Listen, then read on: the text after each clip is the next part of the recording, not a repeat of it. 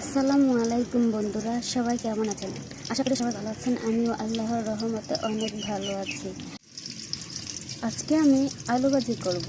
প্রথমে আমি আলুগুলো ছুলে ছোট ছোট করে কুচি করে নিয়েছি।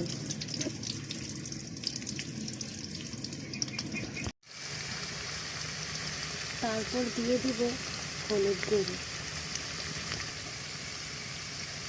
ও দিয়ে দেব মরিচের গুঁড়ো ও দিয়ে দিয়েছি পরিমাণ মতো লবণ। এখন আমি কিছুক্ষণ তারপর আমি আলুগুলোকে মশলার সাথে ভালো করে মিশিয়ে নেব।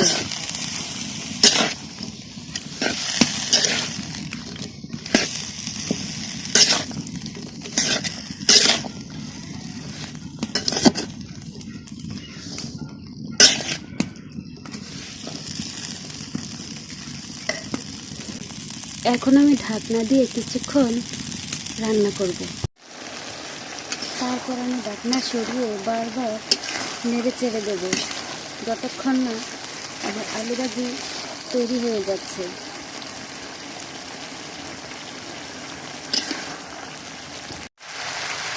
দেখুন বন্ধুরা, আলু ভাজি আর অল্প কিছুক্ষণের মধ্যেই তৈরি হয়ে যাবে। কতটা সুন্দর কালার হয়েছে দেখুন।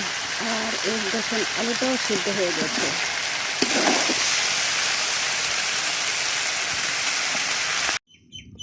দেখুন বন্ধুরা, তৈরি হয়ে গেছে আলু ভাজি। আর এভাবে আলু ভাজি করে রুটি বা ভাতের সাথে পরিবেশন করুন। ধন্যবাদ সবাইকে ভিডিওটি দেখার জন্য। আসসালামু আলাইকুম ওয়া রাহমাতুল্লাহ।